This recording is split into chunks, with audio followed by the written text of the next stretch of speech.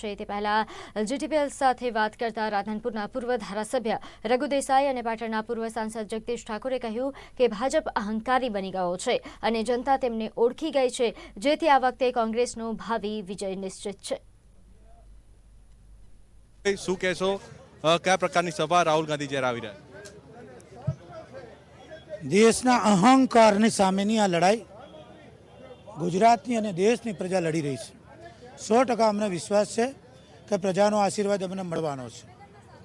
5 ન્યાયની વાત કોંગ્રેસ પાર્ટી રાહુલજી જે કરી રહ્યા છે એ યુવાનોનો ન્યાય, કિસાનોનો ન્યાય, મહિલાઓ માટે ન્યાય અને દરેક સમાજની સમાનતાનો ન્યાય, આ ન્યાય જે આપવા જઈ રહ્યા છે, લોકોનો આશીર્વાદ 100% કોંગ્રેસને મળવાનો છે.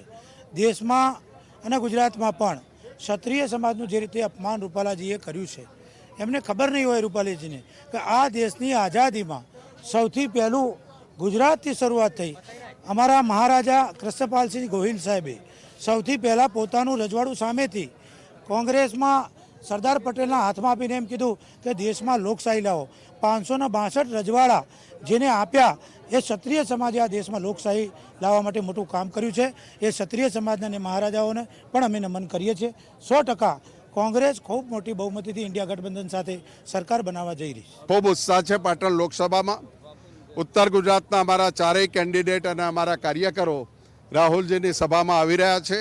અડધો કલાક પછી જોશો પાટણની એન્ટ્રીના બધા રસ્તાઓ બ્લોક હશે. લોકો સભા મંડપમાં પણ પહોંચી શકશે કે કેમ, એ સવાલ છે અને ખૂબ મોટો ઉત્સાહ છે. જગદીશભાઈ, પહેલા પાટણથી જ તમે સાંસદ, હવે પોતાના જે ઉમેદવાર છે તેમના માટે પ્રચાર કેવી રીતનો પ્રચાર કરો?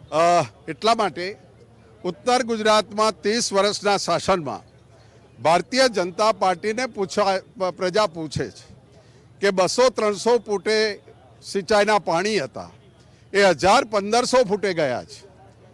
આ ઉત્તર ગુજરાતમાં બનાસ, સરસ્વતી, અન્ય નદીઓ આવી છે, સાબરમતી નદી પાસ થાય છે, નહેરોને વોકળા આવ્યા છે. આ 1500 ફૂટે પાણી ગયું. 30 વર્ષના શાસનમાં ભારતીય જનતા પાર્ટીએ કોઈ નદી ઉપર એક ડેમ બાંધ્યો છે ખરો? એક ચેક ડેમ બાંધ્યો છે ખરો?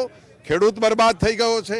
પેપરો ફોડીને ઉત્તર ગુજરાતના યુવાનોને નોકરી વગરના કરી નાખ્યા છે. દારૂ, ડ્રગ્સ, ભારતીય જનતા પાર્ટીની સરકાર જ્યારે પ્લાન્ટ કરતી હોય ને પ્રજામાં નાખતી હોય અને આ બેરોજગાર યુવાનોને નશાખોરી તરફ ધકેલતી હોય એવું દેખાઈ રહ્યું છે.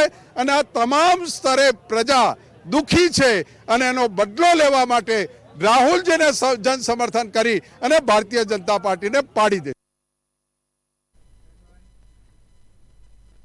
આગળ જઈએ જામનગર, જ્યાંથી મહત્વના સમાચાર સામે આવી રહ્યા છે. જામનગરમાં આજે જગત ગુરુ અને ખાસ કરીને વાત કરવામાં